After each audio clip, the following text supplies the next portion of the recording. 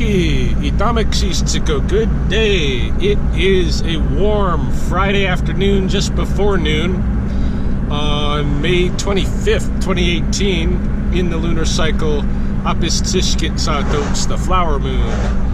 And I am on my way to the canyons. There's a rattlesnake in somebody's backyard that I'm going to pick up and move back into the coulees. This is actually my third snake call of the day. I was out with a group of homeschoolers this morning at the wetlands when I got a call for a snake at Canyon Close, again in the Paradise Canyons area. Since I was out with that group, Sherry Merchant agreed to go field the call, and she sent me some photographs and some footage from that, so check it out. Just about to release the snake.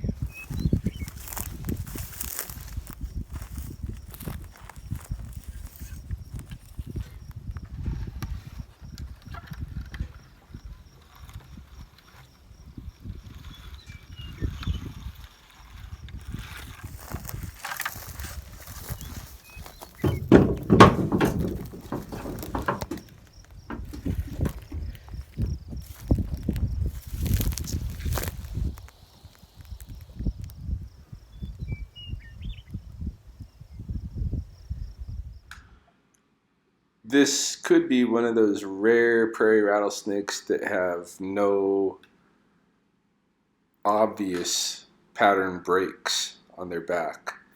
It's hard to tell because it's coiled up so tightly that a lot of the patterning is obscured. So I'm not sure if I've encountered this snake before or not, but I'll keep this in the photo database. So after Sherry's call, and when I was done with the field trip for the homeschoolers, I got a second call. That one was for what I believe is probably a bull snake. It was reported to be a really large snake in Legacy Ridge off of a Mildred Dobbs address, very close to the Alexander Wilderness Park. I'm 99% sure it was a bull snake, but by the time I arrived to the scene, it had disappeared, which is often the case with those guys.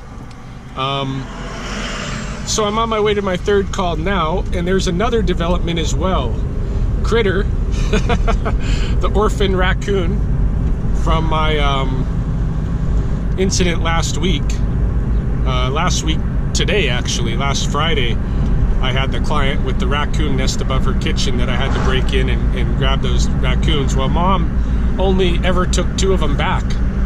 So the 2 that were remaining, I was going to try a rehab one, and a friend was going to try another. But we have located a wildlife rehab who is willing to work with them, even though it's really not kosher as per the Wildlife Act in Alberta. They've got some other raccoon orphans there now they're working with, so we're going to go ahead with it. And yeah, they'll be rehabbed there, and they'll get a real, professional rehab from that. So that's coming up this afternoon. I'll probably put a little more footage of Critter on here for you guys to check out before he goes away. But right now, let's go get this snake. So he's just right up here.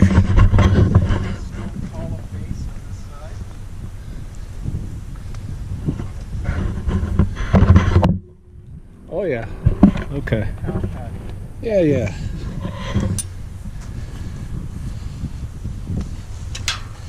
Nice little snaky poo.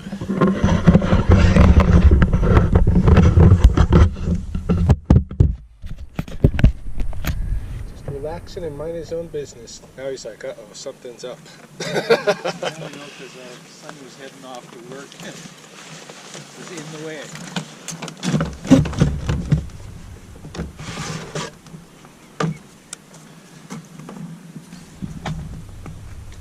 Moved up from a 5-gallon bucket to a special briefcase. Yeah, I got this special case made to try to both calm down the snakes and make things easier on myself in some ways. Like, situation like this, the 5-gallon bucket's way easier. But if I have to hike this guy out into the coulees, in like Cottonwood or Riverstone or something, the backpack thing, and then for like a lot of times I got kids and stuff spectating, so I can shut this thing up and lock it, and they have a window here they can watch through. Yeah. You're just docile as heck, huh? They just haven't. Might have. Because the sun just probably came off and had a good long speed. It's possible. Pretty quiet. Oh, I see, because the rattle's not, rattle's broken. Yeah. Yeah, he has no rattle. Okay, so this is a very interesting case. This is a snake that has just recently been injured. Its rattle has been clipped off the end of its tail, maybe by a predator. That's the most likely scenario, although it was in a neighborhood, so it could have been clipped by a vehicle, or it could have been clipped by a lawnmower, you know, weed whacker. Who knows? See if I can get her out and we can get a look at her.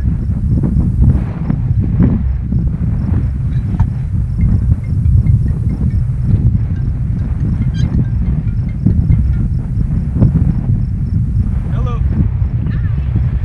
I'm the lady from Legacy Branch. Just wondering if you found that snake over there. No, I did not. Okay, do you want to talk to her again? She was just curious. No, I'm with the rattlesnake right now, so. Well, she doesn't want to be picked up, obviously. Very bitey. I'll see if I can get a look at that tail for you. Alright, here's the situation. Okay, so just recently clipped. Still got a little bit of red there. So a lot of people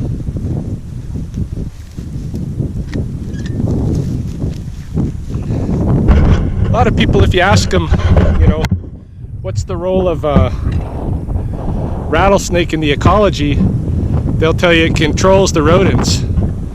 They don't ever stop to think that rattlesnakes are also prey, but that's the reality.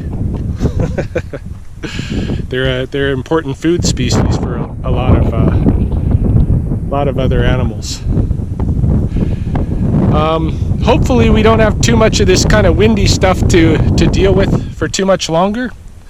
I have ordered an external microphone with a little wind guard as an attempt to beat the southern Alberta wind in these videos, so hopefully the audio is going to improve here really quick.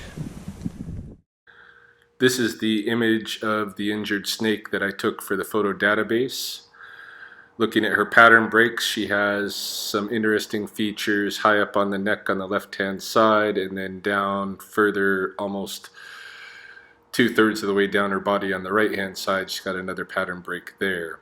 So I used those to compare against my photo database snakes, and I don't think I've encountered this female before. A lot of new snakes this season that I'm encountering.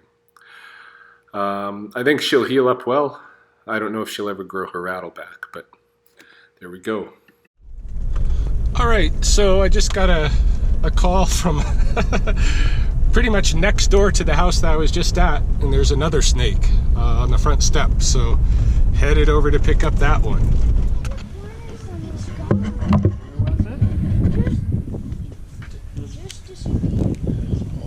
Because your granny called me right away when you talked on your phone.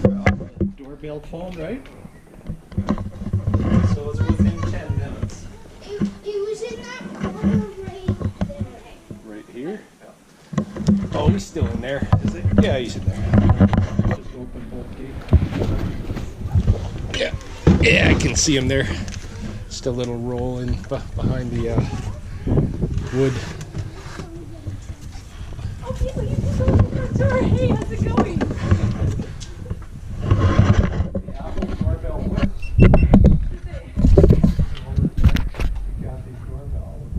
Right? But where should you go? But it was slithering. But where? I know it was slithering by the front door. Yeah! No, it was slithering. I was it's not a magic store. She kept running into our hole. Listen.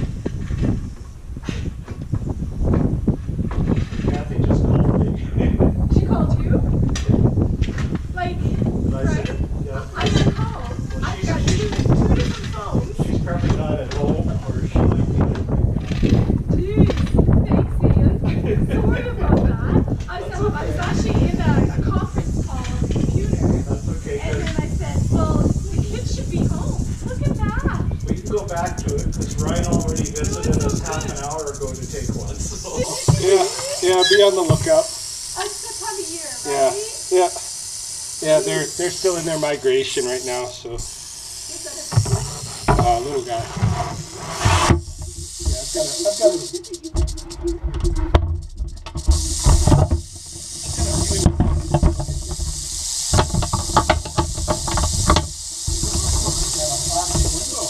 Oh, did you have Ryan on that? No, I went out to watch and Wendy called me. Can you see him in there? Or they're gonna look at the bird? Oh yeah, he's hidden pretty good there. Oh, there he is. The water's running up here and I'm happy. How old do you think? Oh, this guy? Probably second or third year. It's not very Wow. old. Yeah. Okay, it's okay. You did it. You did the right thing. It's good that you heard it. I'm impressed by that. Yeah. See, your work There works because they, right? Yeah. Well, it just, there's a hole right there. It went up. Debbie?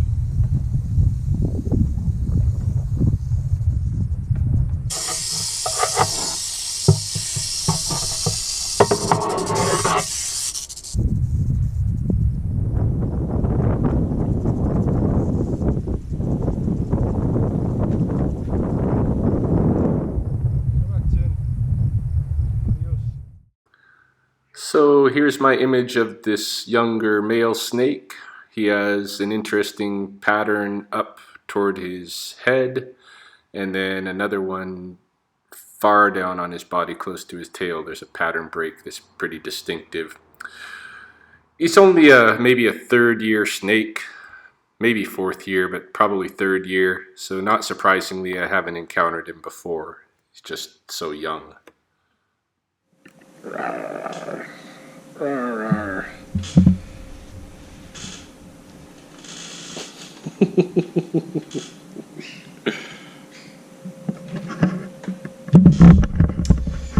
well, here we have it. Little critter. He and I having our kind of last moments together, because in about 15-20 minutes he is going to be going off on a big adventure to be rewilded in a professional rehab facility. And hopefully they'll be able to give him as much, individual attention and stuff. My understanding is it's interesting to try to rewild raccoons because they need a teacher, like a parent, hey? And in order to have that teacher, they need a bond with them, right? So you have to almost you have to condition them to humans in a way, I think, in order to get them to learn all the skills that they need to go out where there's no humans, or where humans want them to be, I should say.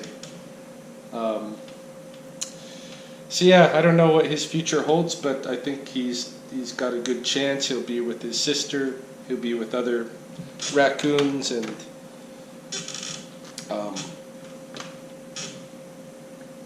you want some of this? Yes, some milk. Oh. But I can't say that I am not a little bit sad right now. Start bonding. I think Derek, my magpie, will be happy. That call he's making back there is a begging call, and it's like a juvenile begging call, and he gets like this at this part of the season, and that's the only kind of call he'll make for a couple of weeks on end, screaming in our faces, and it's annoying, but it passes, and he goes back to being a friendly bird. Oh my goodness, this little guy is just adorable. Belle's gonna be sad, but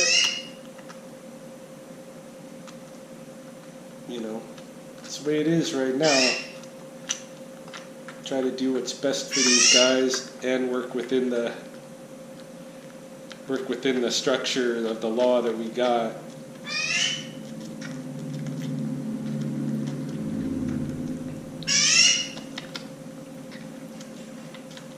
Sure, it'd be cool if they quit vilifying raccoons. You know, yeah, they're a rabies vector, so are dogs. We don't vilify dogs.